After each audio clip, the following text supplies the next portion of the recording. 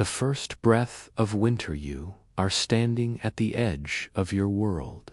The door of the longhouse is open, just a crack, and through that narrow gap you watch the sky burn its last amber light over the fjord. The water below is still, almost black, reflecting the bruised purple of clouds, heavy with the promise of snow. The wind finds you even here, slipping through the gap, pressing cold fingers against your cheeks, your neck, the bare skin of your wrists where your sleeves have ridden up. You pull your woolen shawl tighter and breathe in the sharp, clean air of late autumn. It smells of earth and pine and something else, something you cannot name but know in your bones. It smells of ending. This is the moment you have been preparing for all year. Every jar of preserved fish, every bundle of dried herbs hanging from the rafters, every carefully stacked pile of firewood has all been leading to this.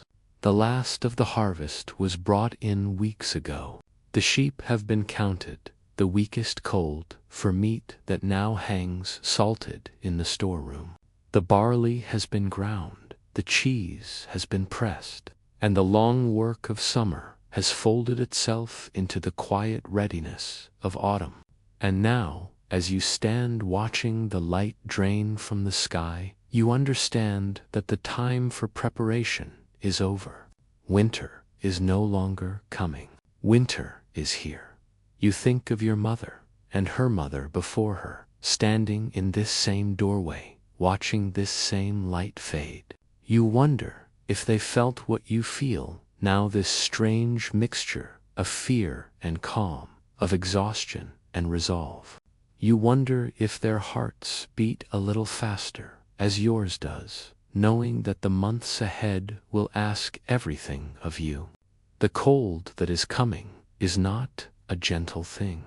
It does not politely request entry. It seeps through the thickest walls, curls into the smallest cracks, and settles into the marrow of your bones.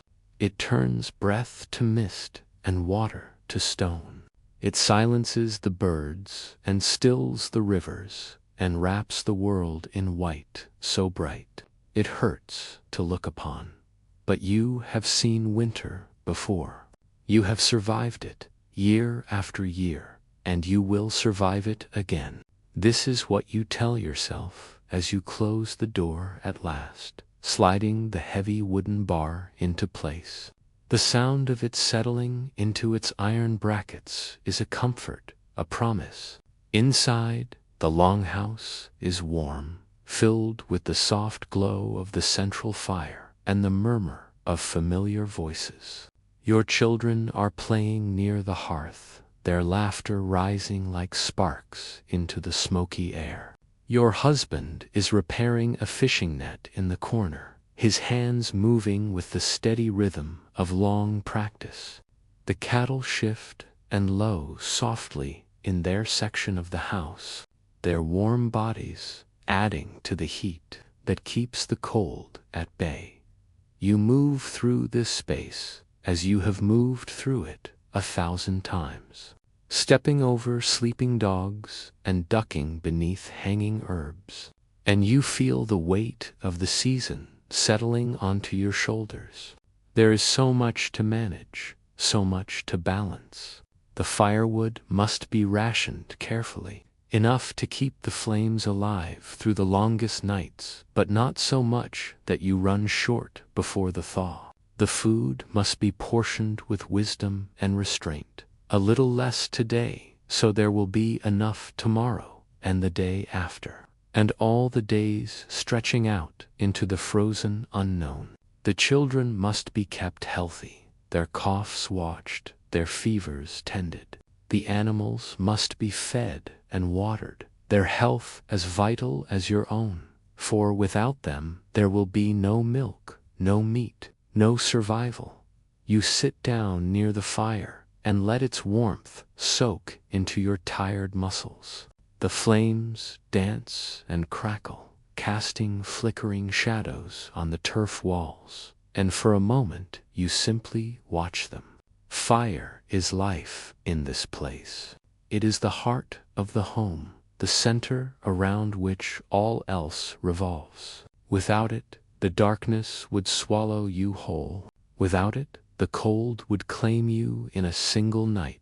So you feed it carefully, tending it as you would a child, adding wood only when needed, banking the coals at night so they will still glow come morning. This is the rhythm of winter. The patient tending of small flames against the vast and indifferent dark. Outside, you hear the wind rising. It moans around the corners of the longhouse, a low and mournful sound that seems to come from the earth itself. Snow will fall tonight, perhaps the first true snow of the season. By morning, the world will be transformed, the familiar landscape made strange and new beneath a blanket of white. The paths you walked just yesterday will be hidden, the landmarks obscured. But that is tomorrow. Tonight you are here, safe within these walls, surrounded by the people you love and the warmth you have worked so hard to build. You think of the neighbors scattered across the hillsides, each in their own longhouse, each facing the same long months ahead. Some will not make it. You know this with a quiet certainty that does not need to be spoken aloud. Every winter takes someone, the very old, the very young, the unlucky and the unprepared. You have seen it happen, have mourned at gravesides dug into frozen ground, have watched families diminished by the cruelty of the season. And yet life goes on. Spring always comes, eventually, and those who remain emerge blinking into the light, changed but unbroken. This is the way of your people. You do not romanticize the struggle or pretend that suffering is noble. You simply endure, because endurance is all there is. You laugh when you can, love fiercely while you have the chance, and hold tight to the bonds of family and community that are your greatest protection against the cold. Tonight, as the fire burns low and the children drift toward sleep, you will tell them a story. Perhaps the one about the great serpent that circles the world, or the one about the cunning god who stole fire from the giants. Stories are warmth too, in their own way. They fill the darkness with something other than fear. You pull a blanket over your youngest child, tucking it gently around small shoulders, and you whisper a prayer to the old gods. Keep us safe. Keep us warm. Bring us through to spring. The words are worn smooth by generations of use, polished like river stones, and you do not know if anyone is listening. But the saying of them is a comfort, a ritual, as necessary as banking the fire or barring the door. Faith is another kind of fuel, after all. It burns quieter than wood, but lasts just as long. The night deepens around you. The wind continues its mournful song, and somewhere out there, beyond the walls of your home, the first snowflakes begin to fall, silent and soft and impossibly beautiful. You do not see them, but you feel them, the way you feel the turning of the seasons in your blood. Winter has arrived. The long dark has begun, and you, like all your mothers before you, will meet it with everything you have. You close your eyes and listen to the breathing of your family, the crackling of the fire, the distant howl of the wind. These are the sounds of survival, the music of endurance. They will carry you through the months ahead, one night at a time, until the light returns and the ice begins to melt and the world wakes once more from its frozen sleep. But that is a long way off. For now, there is only this moment, this warmth, this quiet courage in the face of the deadliest cold on earth, and so you rest, knowing that tomorrow will ask much of you, and the day after even more. But tonight you are alive, and that is enough. That is everything. The longhouse, a womb against the cold step, inside with me now, and let your eyes adjust to the dimness. The world outside is bright with snow, the sun low on the horizon even at midday, casting long blue shadows across the frozen ground.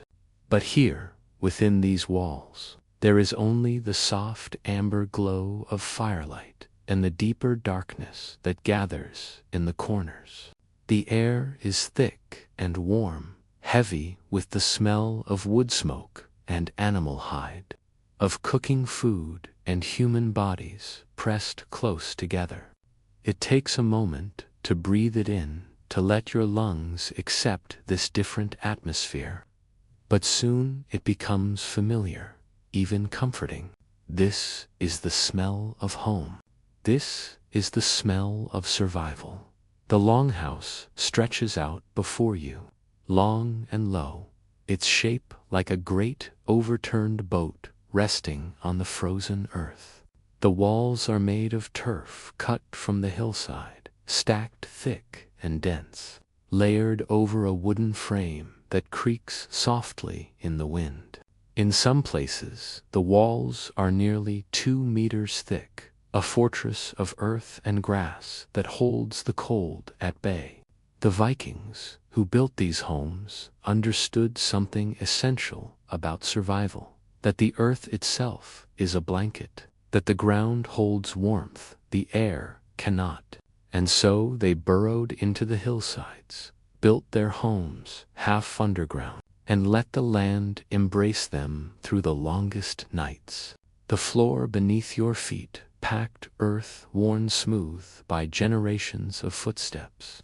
On either side, raised platforms line the walls, covered with furs and woven blankets. These are the sleeping places, the benches where families gather at night, pressed close together for warmth. There are no private rooms here, no walls dividing one life from another. Privacy is a luxury the cold does not permit. Instead, there is closeness, the constant presence of others, the mingled breath and body heat of a dozen souls sharing a single space at the far end of the longhouse. Beyond the central hearth, you hear the soft sounds of cattle. They shift in their stalls, lowing quietly, their large, dark eyes catching the firelight. It might seem strange to share your home with animals, to sleep within earshot of their shuffling and chewing, to smell their warm animal smell mixed with your own. But these cattle are not merely livestock. They are survival itself. Their bodies generate heat that warms the entire structure, their breath adding moisture to air that would otherwise be painfully dry.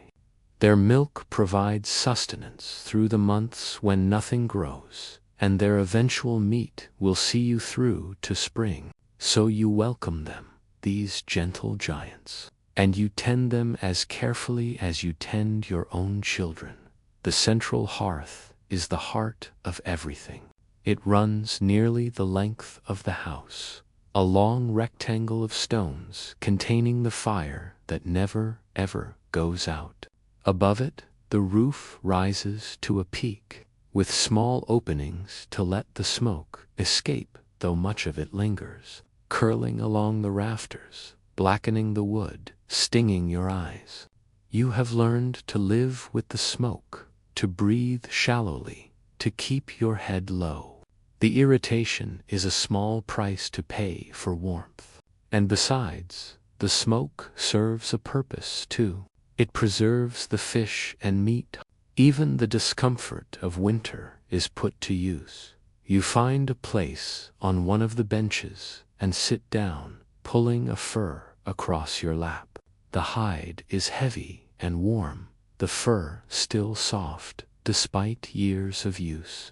It came from a bear your husband killed 3 summers ago, up in the mountains where the snow never fully melts. You remember the day he brought it home, the pride in his eyes, the way the children ran their fingers through the thick, dark fur. Now it is simply part of your life, one more tool against the cold, worn smooth by use and love. Around you, the household moves through its daily rhythms.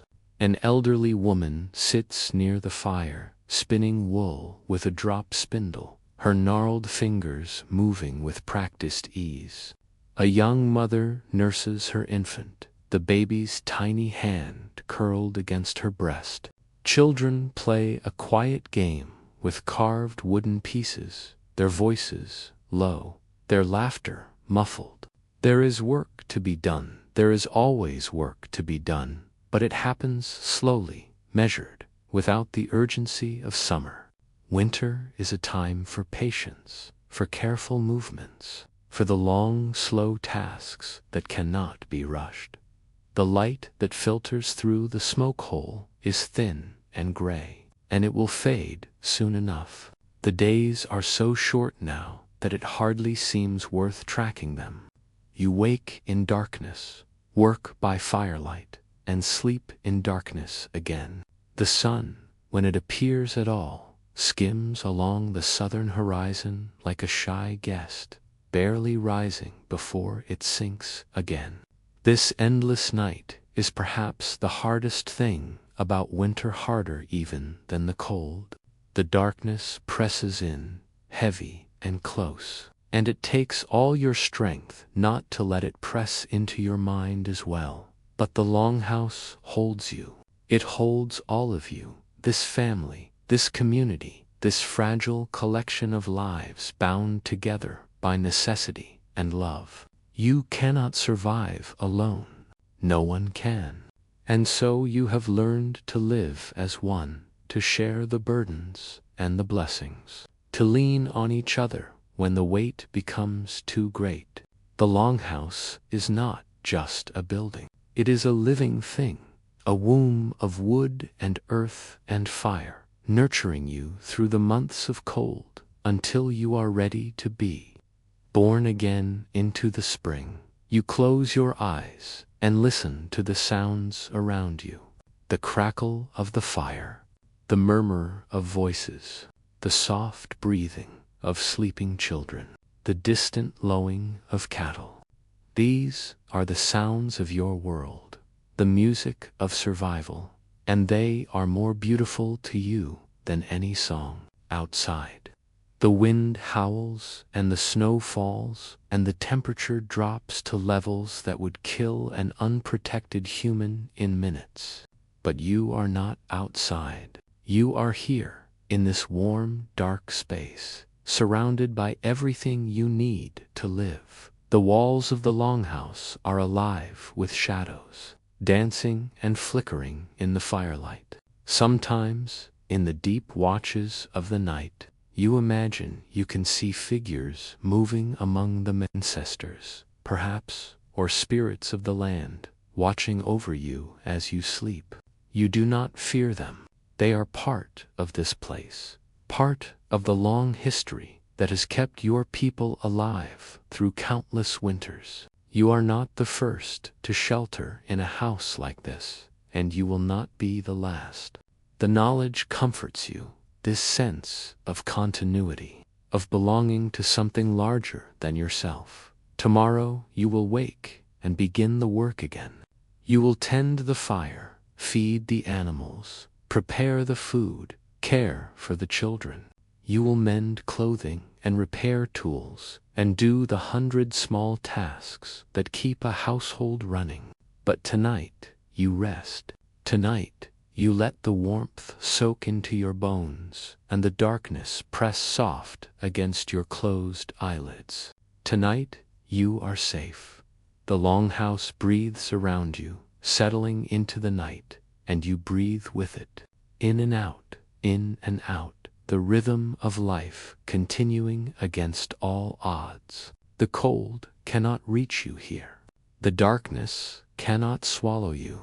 You are held, protected, loved, and that is enough to carry you through until morning, and the morning after that, and all the mornings until spring. Fire, the heartbeat of survival. Listen now to the voice of the fire. It speaks in crackles and pops, in the soft hiss of sap escaping from green wood, in the deep rhythmic breathing of coals settling into ash. This is the oldest language in the world, older than any word you know. And your ancestors have been listening to it since the very beginning. Fire is life. Fire is warmth. Fire is the thin, bright line between survival and death, and you tend it with a devotion that borders on the sacred. Because in this place, in this season, nothing matters more than keeping the flames alive. You kneel before the hearth in the gray light of early morning, your breath misting in the chill air that has crept in while you slept. The fire has burned low during the night, as it always does, but the coals still glow beneath their blanket of ash. You reach for the bellows, a simple thing of wood and leather, and begin to pump air across those sleeping embers. Slowly, reluctantly, they brighten. You see the first flicker of flame, small and tentative, and you feed it carefully. A handful of dried moss, a few twigs no thicker than your fingers, then larger sticks as the fire finds its strength. This is a ritual you have performed 1,000 times, and you will perform it 1,000 more before the winter ends. The wood you burn has been gathered over many months. In summer and early autumn, when the days were long and warm, you walked the forests with your children, collecting fallen branches, stripping bark, stacking everything to dry in the pale northern sun. The best wood for burning is birch, with its papery bark that catches flame so easily, or pine, which burns hot and fast. But you cannot be choosy when survival is at stake. You burn what you have: alder and willow, driftwood from the shore, even dried peatcut from the bog. Each fuel has its own character, its own smell, its own way of burning. You have learned them all, the way a musician learns the notes of a song. Firewood is never wasted. Every stick, every twig, every scrap of burnable material is precious beyond measure. You have seen what happens when the fire goes out. You have heard the stories passed down through generations of families who let their flames die and could not rekindle them, who froze in their own homes while the wind howled outside. These stories are told not to frighten but to teach, to remind you of what is at stake. And so you are vigilant, always vigilant, watching the fire the way a mother watches a sleeping child. The warmth spreads slowly through the longhouse as the fire grows. You feel it on your face first, then your hands, then gradually seeping into your shoulders, your back, your tired legs.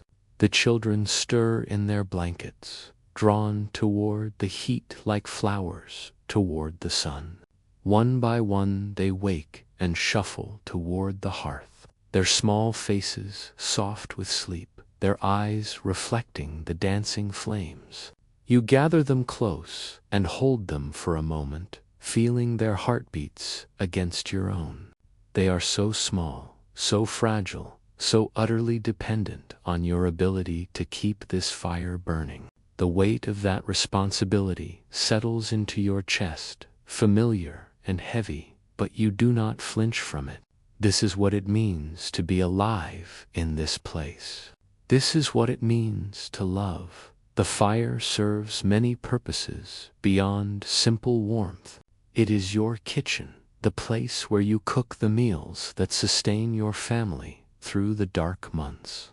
A large iron pot hangs from a chain above the flames, filled with a slow simmering stew of preserved meat, root vegetables, and whatever herbs you have dried from the summer garden. The smell of it fills the longhouse, rich and savory, and your stomach growls in anticipation. Cooking over an open fire is an art, a constant negotiation between heat and time, between flame and patience. Too hot and the food burns. Too cool and it never cooks through. You have learned to read the fire's moods, to adjust your cooking to its rhythms, to work with it rather than against it. The fire is also your light. In these months of endless darkness, it provides the only illumination you have. You work by its glow, mend clothing, and weave fabric and carve wood, your eyes straining in the flickering shadows. The light it casts is warm and golden, softening the hard edges of the world, making everything seem gentler than it truly is. Sometimes you catch yourself staring into the flames, lost in thought, mesmerized by their endless dance. The fire has a way of drawing you in, of quieting the mind, of creating a space for reflection amid the busyness of survival, and the fire is sacred. You do not speak of this often, not in words, but you feel it in your bones. The flame connects you to something larger than yourself, to the gods who gave fire to humankind, to the ancestors who kept it burning through all the winters before yours. There are rituals associated with the hearth, small gestures of respect and gratitude. You never spit into the fire, never throw anything unclean upon it. When a new fire is kindled, you speak words of blessing, asking for protection and warmth. When the fire burns especially bright, you take it as a good omen, a sign that the spirits are pleased. This is not superstition, but relationship, a recognition that fire is not merely a tool, but a presence, alive in its own way. As the day wears on, you take turns tending the flames. This is work that cannot be abandoned, not for a moment, and so you share it among the household. The children learn young, watching and helping, understanding from their earliest years that fire is both servant and master. They learn to respect it, to fear it just enough to never take it for granted. By the time they are grown, they will know everything you know about keeping a fire alive, and they will pass that knowledge to their own children, an unbroken chain stretching back through generations. Night falls early, as it always does, and the fire becomes even more important. The temperature outside drops to levels that seem impossible, cold so intense it burns, air so frigid it hurts to breathe. But inside, the fire holds the cold at bay. You bank it carefully before sleep, pushing the burning logs together, covering them with ash to slow their consumption. The coals will glow through the night, keeping the worst of the chill away, and in the morning you will coax them back to life again. Now, I would like to ask you something, gently, as you listen to these words. What is the fire in your own life? What is the warmth you tend carefully, the flame you cannot let go out? Perhaps it is love, or hope, or some small daily practice that keeps the darkness at bay. We all have our fires, I think, the things we nurture and protect, and they are just as vital to our survival as any physical flame. Take a moment to think about yours, if you like, and hold it close. The Vikings understood something essential about fire. They knew that warmth is never given freely. It must be earned, tended, and protected. And in that endless tending, there is a kind of peace. Food in the darkness, preserving life itself, the storeroom is cold and dark, tucked into the back of the longhouse, where the heat of the fire barely reaches. You push aside the heavy curtain that separates it from the main living space and step inside, your breath misting in the chill air. The smell hits you immediately: salt and smoke, the sharp tang of fermentation, the earthy sweetness of dried herbs. These are the smells of survival, the scent of summer preserved against the long hunger of winter.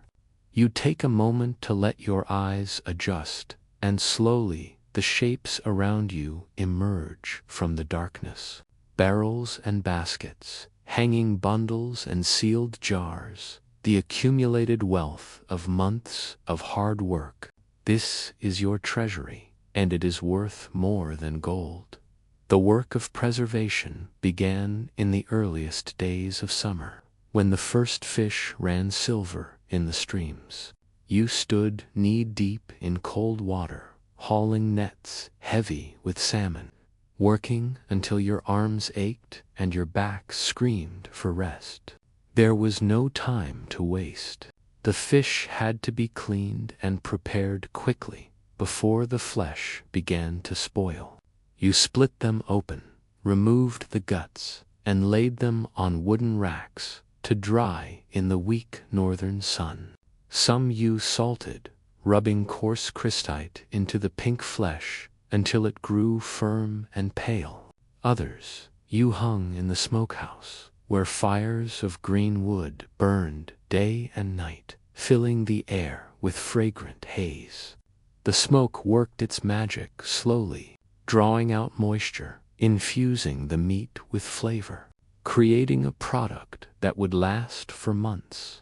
The dried fish hangs before you now, stiff as boards, their once bright scales dulled to a pale gray. They look nothing like the living creatures that leaped in the summer streams, but they are no less precious for their transformation. You take one down, feeling its light, brittle weight. This single fish represents hours of work, gallons of sweat, the careful application of knowledge passed down through generations. And it will feed your family for a day, perhaps two, the protein and fat essential for surviving the cold. You handle it gently, with respect, knowing that many more fish remain between you and spring, and that each one must be used wisely. The meat is stored separately, in barrels, sealed with fat, to keep out the air. You preserved it in the autumn, when the animals were slaughtered, their flesh still warm from life. The killing was hard work, and harder on the heart. These were creatures you had raised from birth, fed and watered, watched grow strong through the summer months. But sentiment is a luxury you cannot afford. The living animals would consume food you could not spare, and their meat would keep your children alive through the cold. So you did what needed to be done, as your mothers and grandmothers did before you. With gratitude and without waste, the meat was cut into strips and rubbed with salt, then packed tightly into the barrels. Some pieces were smoked, like the fish, acquiring a rich, deep flavor that you will taste in stews and soups for months to come. Others were preserved in whey, the liquid left over from cheesemaking, its natural acidity keeping the meat from spoiling. Nothing was wasted. The blood was collected and made into sausages, mixed with fat and barley and spices. The organs were eaten fresh or preserved in their own ways, every scrap of nutrition extracted from every animal sacrifice. And then there is the strange, sour food that visitors from other lands find so bewildering. The fermented shark, buried in the ground for months until it develops its characteristic, pungent smell. The soured milk products, thick and tangy, an acquired taste that you have loved since childhood. Fermentation is a kind of magic. You think the transformation of ordinary food into something that lasts, that nourishes, that can be stored without spoiling. Your ancestors discovered these techniques through trial and error, through desperate experimentation in the face of starvation. And you carry their knowledge forward with every batch you prepare. You count the stores carefully, as you do every few days. There are rituals to this counting, habits of assessment that help you gauge how the winter is progressing.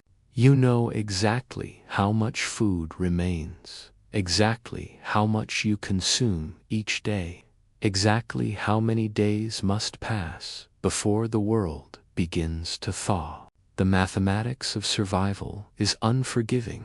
You cannot borrow from the future or hope for a windfall. What you have is what you have, and you must make it last. So you ration carefully, portioning out just enough to keep everyone fed, but never enough to feel truly full. The constant, low-grade hunger becomes a companion, always present, always reminding you of what is at stake. The vegetables are few but vital.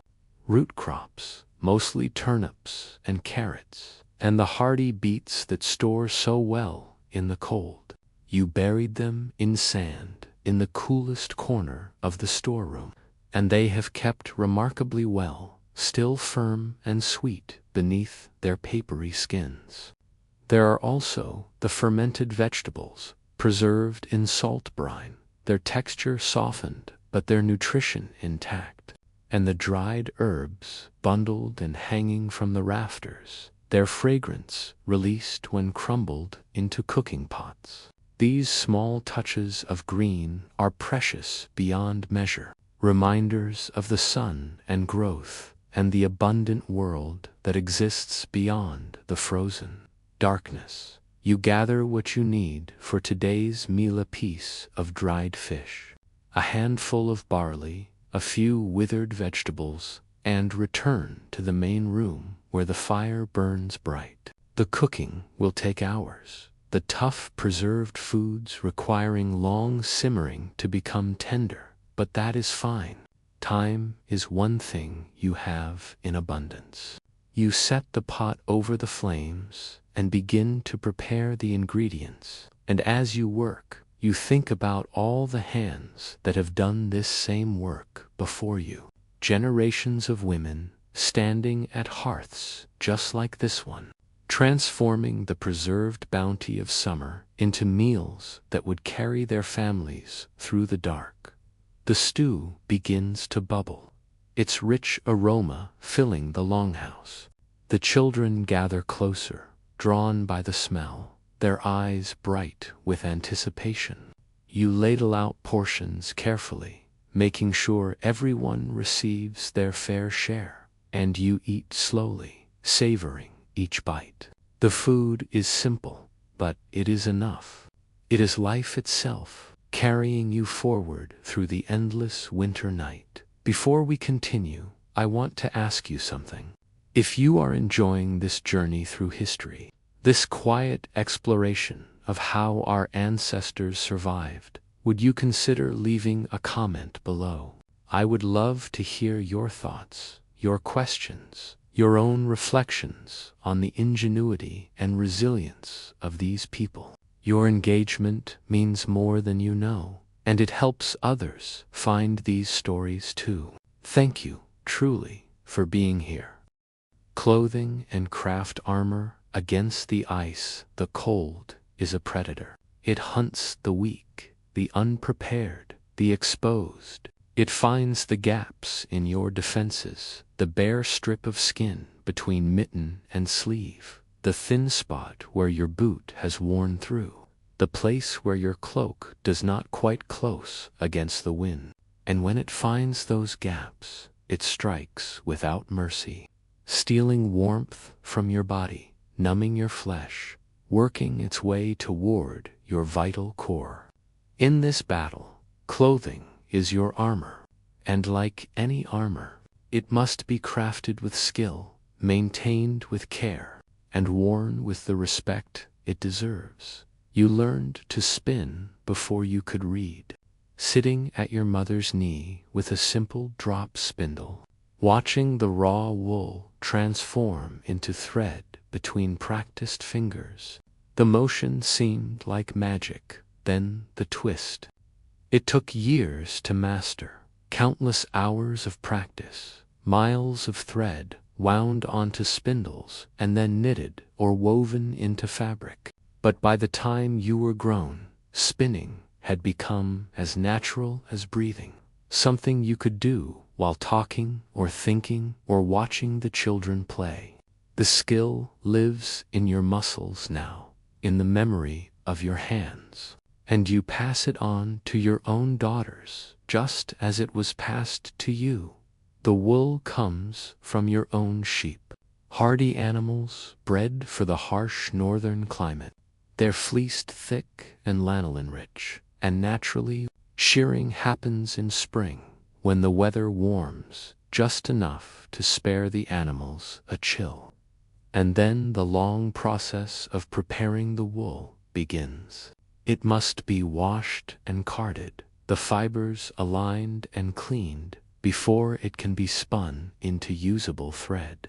This is tedious work, requiring patience and attention, but you do it gladly because you know what the finished product will mean: warmth, protection, survival. The fabric you weave is called VAML, a dense woolen cloth that has kept your people alive for generations.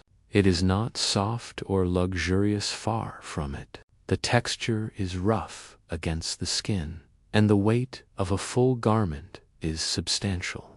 But it holds heat like nothing else, trapping air between its tightly woven fibers, creating a barrier against the cold that seems almost miraculous. You wear it in layers, building up protection piece by piece, adding and removing garments as the temperature changes. The innermost layer is softer, often linen if you can get it, worn against the skin to wick away sweat.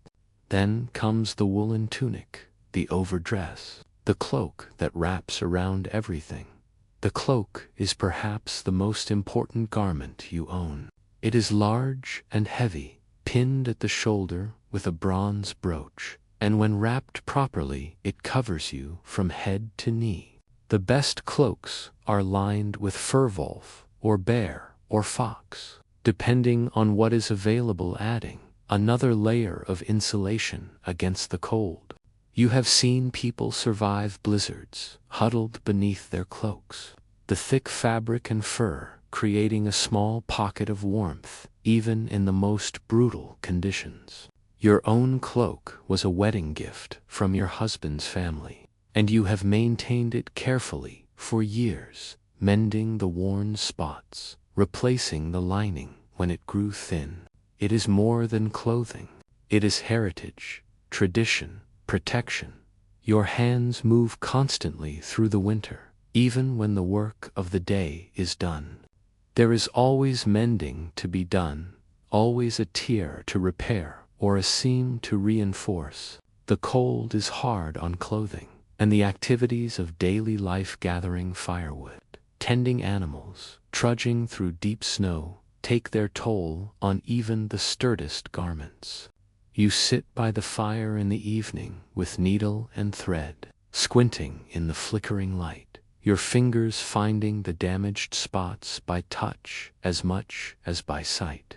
The children watch and learn, practicing their own stitches on scraps of fabric, preparing for the day when they will maintain their own households. Footwear requires special attention. The boots you wear are made of leather, treated with animal fat to make them water-resistant, and lined with fur or stuffed with dried grass for insulation. The grass is particularly important. It fills the spaces around your feet, trapping warm air, creating a cushion against the frozen ground. You change the grass regularly, replacing the damp, compressed fibers with fresh, dry ones. And this simple practice has kept your toes intact through many winters. Frostbite is a constant threat, the cold seeking out extremities with particular cruelty. And you have seen what happens when fingers and toes are lost to the ice. Prevention is worth any amount of effort. Mittens cover your hands, thick woolen ones for everyday wear, leather ones for outdoor work. You have learned to do most tasks while wearing them, your fingers sacrificing dexterity for warmth. Some activities require bare hands, detailed sewing, certain kinds of food preparation, and you do these as quickly as possible, exposing your skin for the minimum necessary time before returning to the protection of wool and leather. The cold aches when it reaches your bare fingers, a deep, painful throbbing that tells you damage is being done. And you have learned to respect that warning. The craft of clothing making is never finished. As soon as one garment is completed, another is needed. The children grow, requiring new tunics and cloaks and boots to fit their lengthening limbs.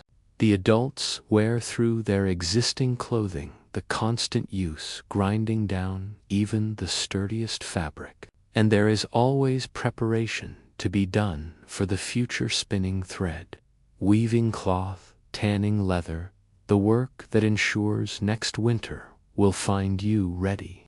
This cycle of creation and maintenance is one of the rhythms of life in this place. As constant and necessary as breathing, you wrap yourself in layers now, preparing to venture outside for firewood. The cold beyond the door is waiting, patient and merciless, but you are ready for it. Each layer of clothing is a statement of defiance, a declaration that you will not surrender to the winter without a fight. The wool holds your warmth close, the leather protects your feet, the fur-lined cloak settles heavy on your shoulders, like the embrace of all the women who wore it before you. You are armored, you are prepared. And when you step out into the frozen world, the cold will find no easy entry. If you are finding comfort in these stories, if they are helping you relax and perhaps drift toward sleep, I would be so grateful if you would consider subscribing to this channel. There are many more tales to tell, many more journeys through history to take together, and your subscription helps make them possible. Thank you for listening, and thank you for being here. The long nights, stories, songs, and spirits, the darkness has weight. You can feel it pressing against the walls of the longhouse, seeping through the cracks, filling the spaces where the firelight cannot reach. It is not merely the absence of light, but a presence in its own right, vast and ancient and patient. The sun has not truly risen in weeks, barely cresting the horizon for a few pale hours before sinking again into the endless night. And in this darkness, the mind plays tricks. Shadows seem to move at the edge of vision. Sounds carry strangely through the frozen air. The world beyond the walls feels haunted, inhabited by forces older than memory. This is the time for stories. When the work of the day is done, and the fire burns low, and the family gathers close for warmth, someone always begins to speak. Perhaps it is your grandmother, her voice cracked with age, but strong with authority, spinning tales she learned from her own grandmother decades ago. Or perhaps it is your husband, his deep voice rumbling through the smoky air, describing battles and voyages and the deeds of heroes long dead. The stories are familiar. You have heard them 100 times, 1,000, but that familiarity is part of their comfort. They are landmarks in the darkness, known and reliable, anchoring you to something larger than the cold and the night. The sagas speak of gods and giants, of the great tree that holds the worlds together, of the serpent coiled at the bottom of the sea. They tell of Odin, who sacrificed his eye for wisdom and hangs still in the tree of knowledge, gathering secrets from the void. They tell of Thor, whose hammer cracks the sky with thunder, who battles the frost giants and keeps the world safe for humankind.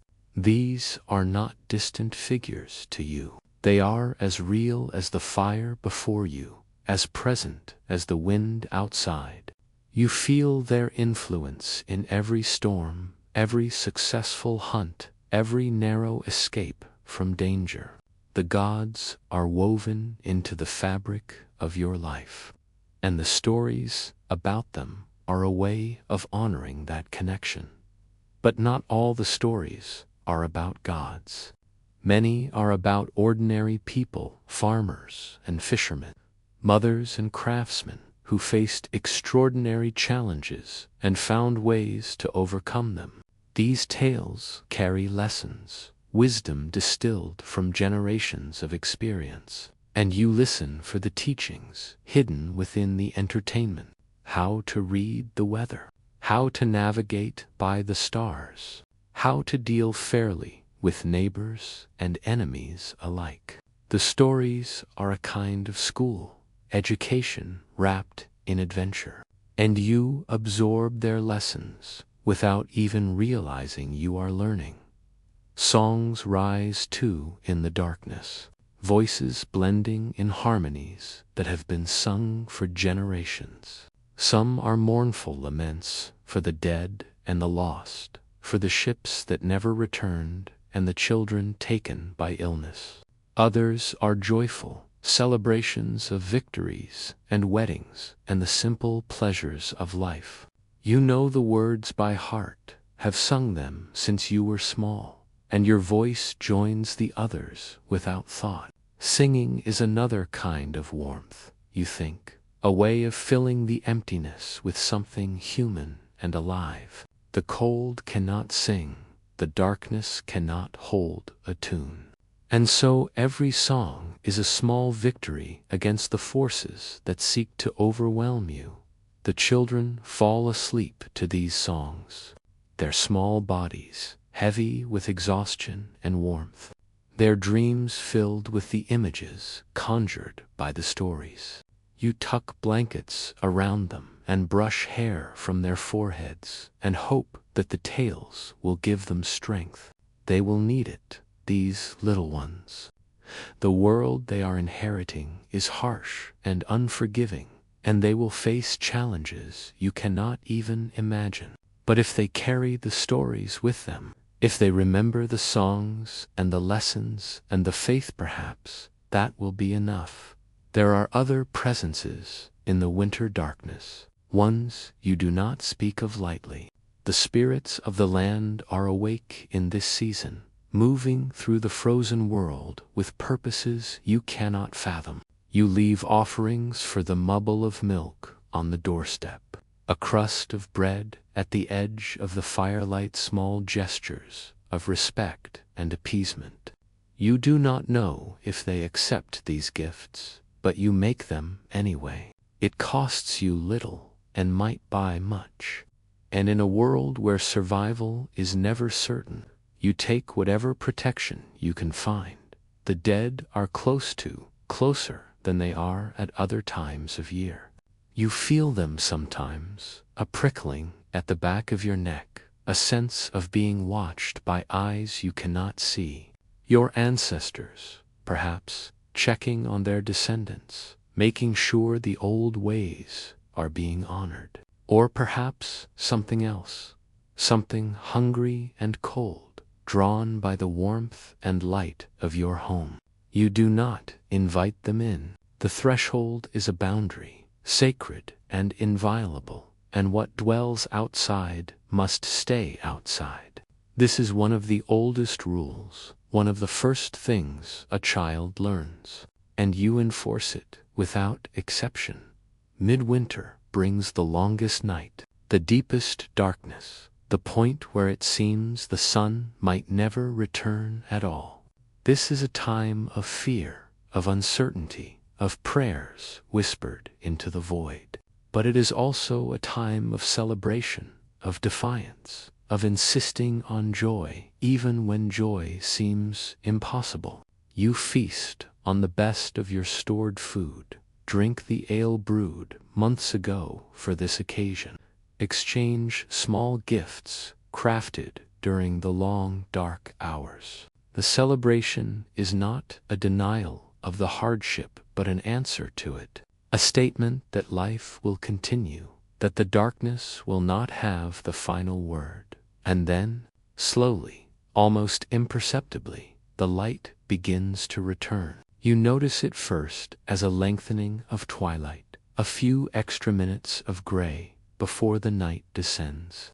Then the sun itself lingers a moment longer each day, rising a little higher, casting shadows a little shorter. Hope kindles in your chest, small but persistent, growing stronger with each passing day. The stories told during these weeks change in character, becoming lighter, looking forward to the spring rather than backward to the darkness. The songs take on a different quality, less mournful, more anticipatory. You have survived another midwinter. The worst is behind you.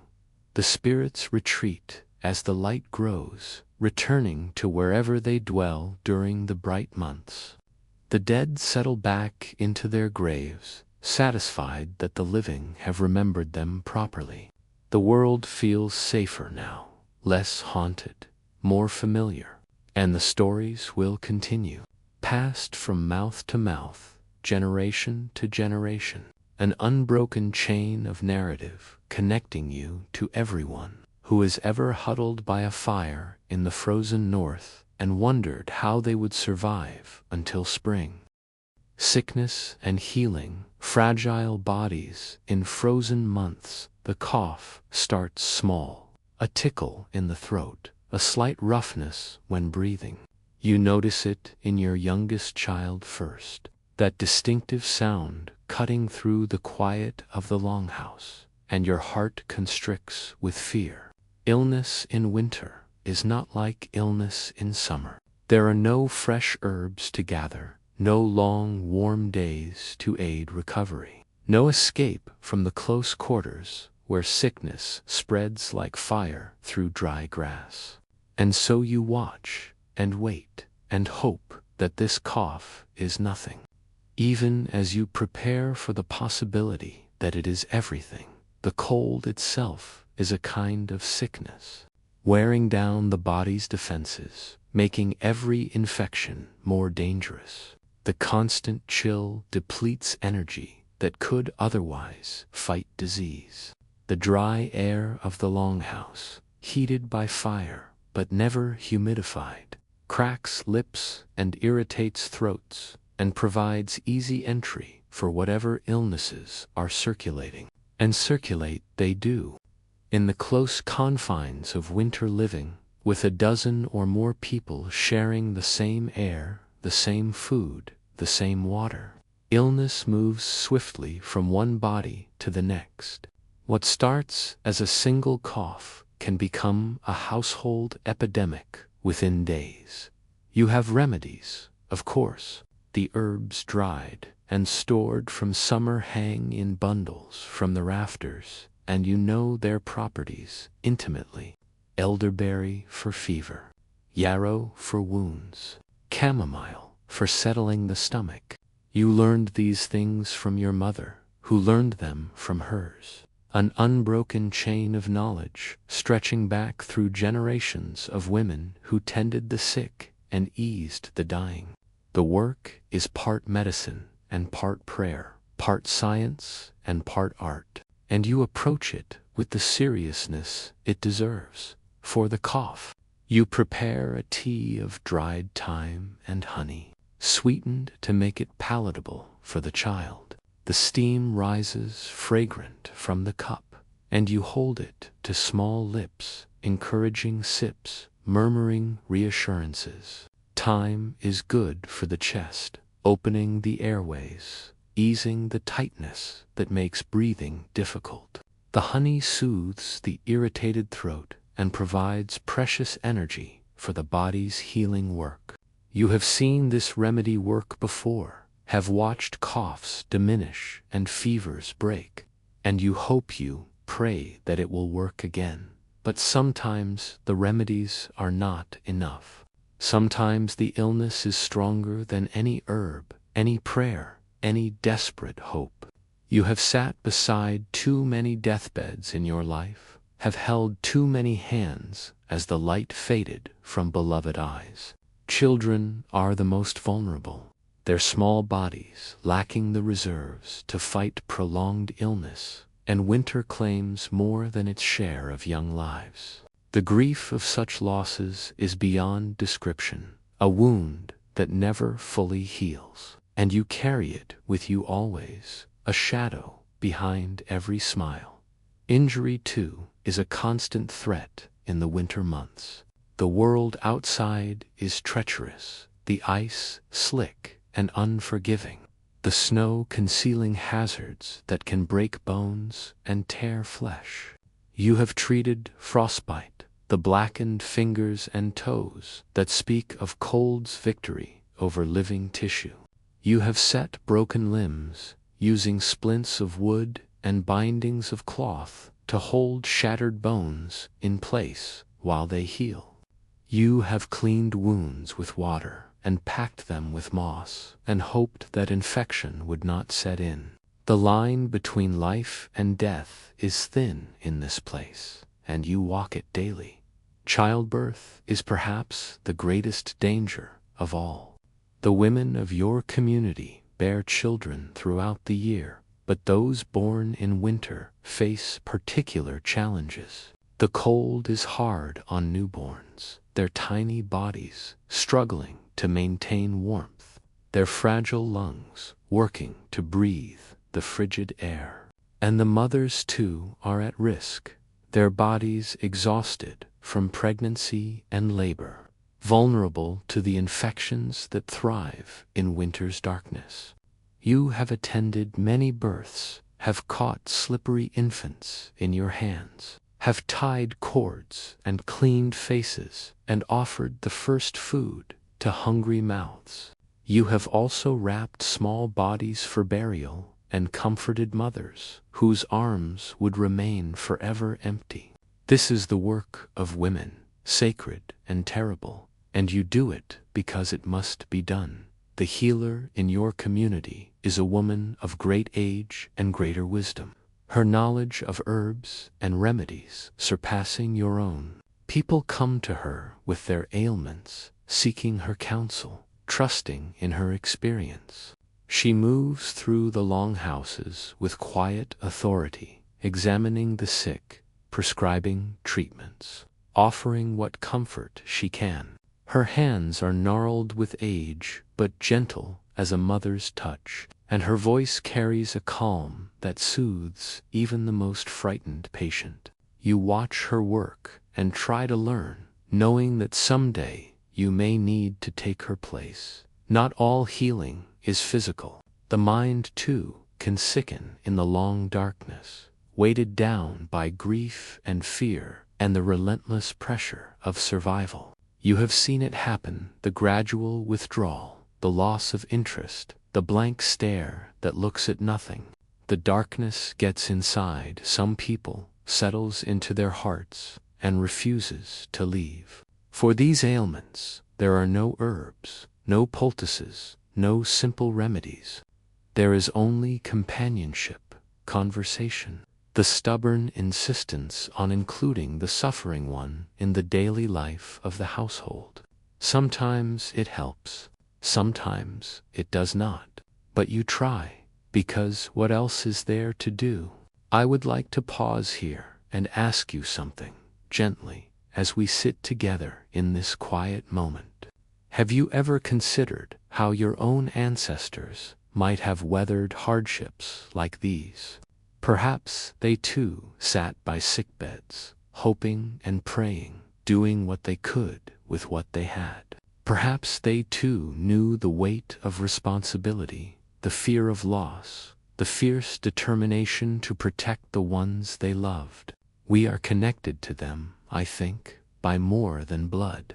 We are connected by these universal experiences of caring and suffering and hoping against hope. Take a moment, if you like, to send a thought back through time to those who came before you. They would be glad, I think, to know they are remembered. The turning when light returns, and then one morning you notice something different. The quality of the darkness has changed. It is softer somehow, less absolute, touched by a grayness that speaks of distant light.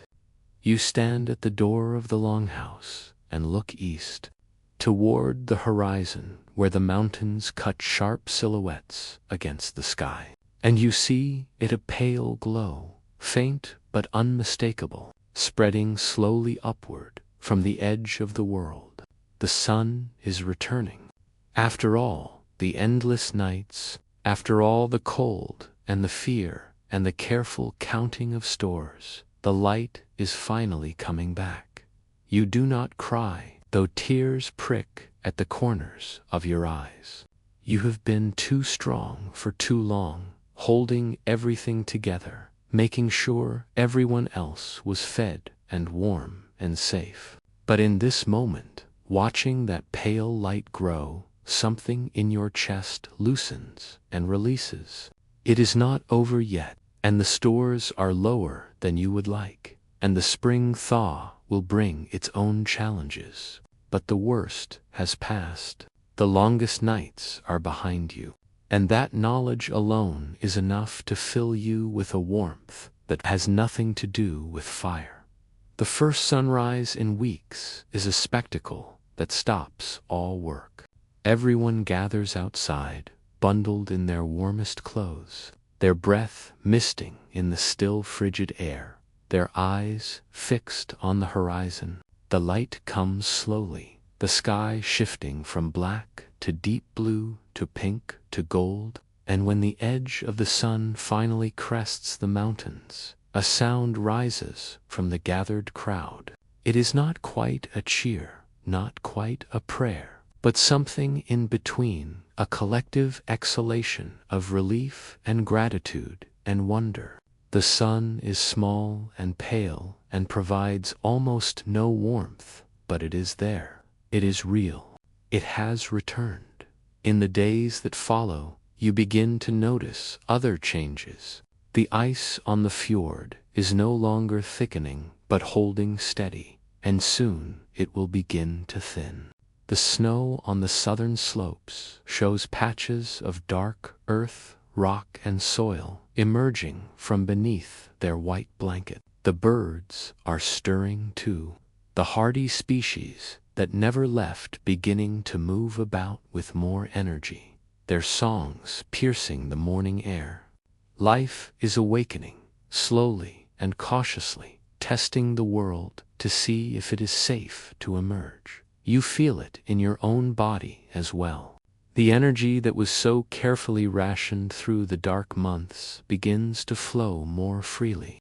You move faster, work harder, laugh more easily. The children burst from the longhouse at every opportunity, running and playing in the snow, their shouts echoing across the frozen landscape.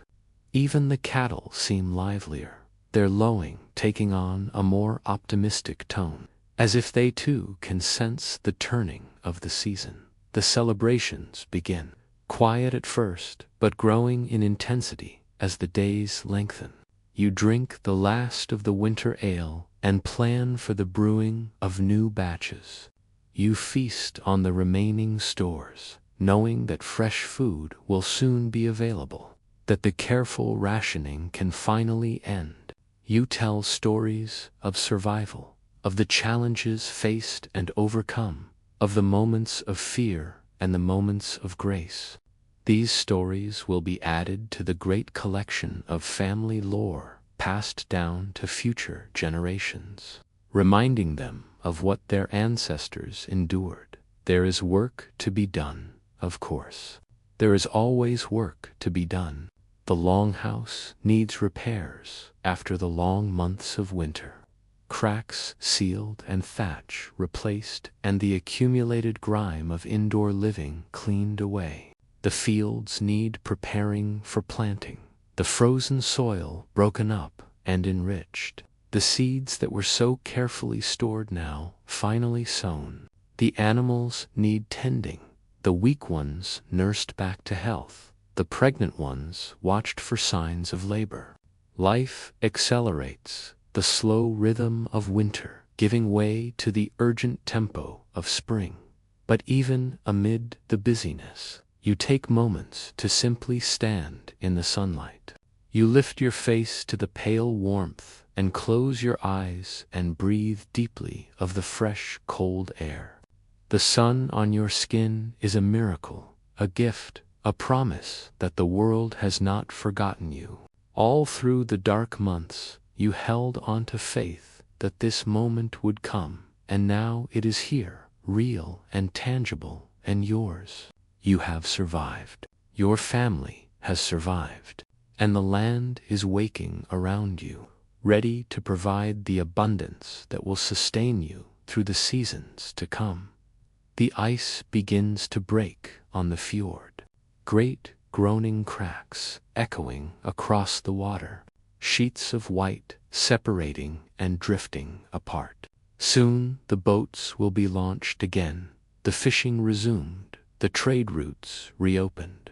The isolation of winter will give way to the connection of warmer months, neighbors visiting neighbors, news traveling from village to village, the web of community rewoven after its seasonal disruption.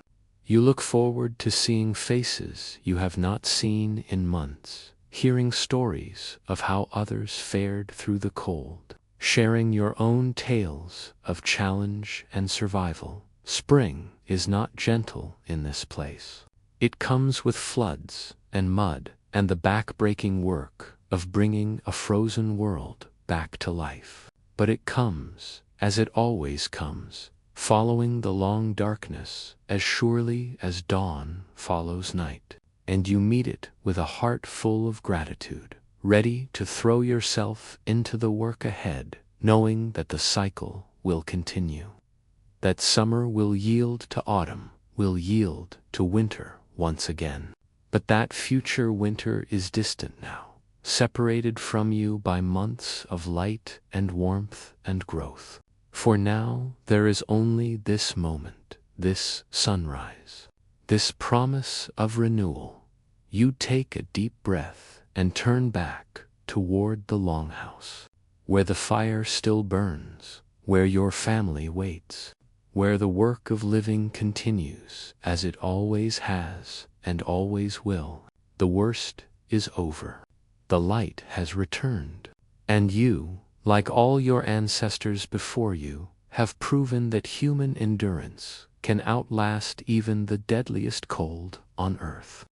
Closing reflection: what the cold taught the man, so we come to the end of our journey together. You and I, through the long winter of the Viking North. We have stood at the threshold of the longhouse and watched the light fade. We have huddled by the fire and listened to its crackling voice. We have counted stores and mended clothing and told stories against the darkness. We have faced illness and fear and the endless weight of cold. And we have emerged on the other side, blinking in the returning light, grateful and changed. What did they learn? These people who survived the deadliest cold on earth. What wisdom did the winter teach them, pressed into their bones by months of hardship, written in their hearts by the constant presence of danger? Perhaps they learned that survival is not a solitary act, but a communal one, that no one makes it through alone, that the bonds between people are as essential as fire and food. They lived in close quarters, not just because space was limited, but because closeness itself was protective. The warmth of bodies and the warmth of love combining to hold the cold at bay. Perhaps they learned patience, that deep and particular patience that comes from waiting through darkness for light, from rationing stores through months of hunger, from trusting that the world will turn and the seasons will change even when every night seems endless. Patience is not passive. It is an active choice, a decision to continue doing the necessary work even when hope seems foolish, even when the darkness presses close, even when every instinct screams for surrender. The Vikings endured because they refused to stop enduring, because they kept feeding the fire and tending the sick and telling the stories, one day at a time, until the light returned. Perhaps they learned gratitude. When survival is uncertain, every small blessing becomes precious. A warm meal, a dry corner to sleep in, the sound of a child's laughter. These ordinary things take on extraordinary significance when you know how easily they could be lost. The Vikings did not take their lives for granted. They could not afford to. And in that awareness, that constant recognition of fragility, perhaps they found a depth of appreciation that we in our comfortable modern lives can barely imagine. And perhaps they learned resilience, that quality of bending without breaking, of adapting to circumstances that cannot be changed, of finding ways to continue when continuation seems impossible. The winter did not ask permission to be cold. The darkness did not apologize for its duration. These were facts of life, immutable and indifferent, and the only choice was how to respond. The Vikings responded with ingenuity, with determination, with a refusal to be defeated by forces beyond their control. They built warm homes and preserved food and crafted clothing and did everything in their power to shift the odds in their favor. And when their power was not enough, they endured anyway. These lessons are not theirs alone. They belong to all of us who carry the blood of ancestors who survived hardships we can barely comprehend.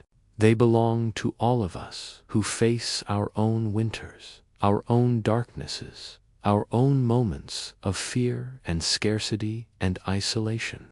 We are connected across centuries to those who came before, bound by the shared experience of being human in a world that is not always kind. And in that connection, perhaps we can find strength. I want to thank you for traveling with me through this story, for giving me your time and your attention, for allowing me to share these glimpses of a world so different from our own, and yet, these are stories that deserve to be told and retold, kept alive the way the Vikings kept their fires alive, passed from voice to voice across the generations. If they have given you comfort, if they have helped you relax, if they have carried you gently toward sleep, then I am glad. That is all I could hope for. If you have enjoyed this journey, please consider subscribing to the channel, leaving a like, sharing this video with someone who might appreciate it. Your support makes it possible for me to continue creating these stories, these quiet explorations of the past, these invitations to rest in the company of history. And if you have thoughts to share, questions to ask, stories of your own to tell, the comments are always open. I would love to hear from you. For now, let the fire burn low. Let the darkness gather soft and gentle around you. Let your breathing slow and your muscles relax and your mind drift toward the peace of sleep. The winter is over. The light has returned. And you, like all those who came before you, have survived. Rest well, dear listener, rest well.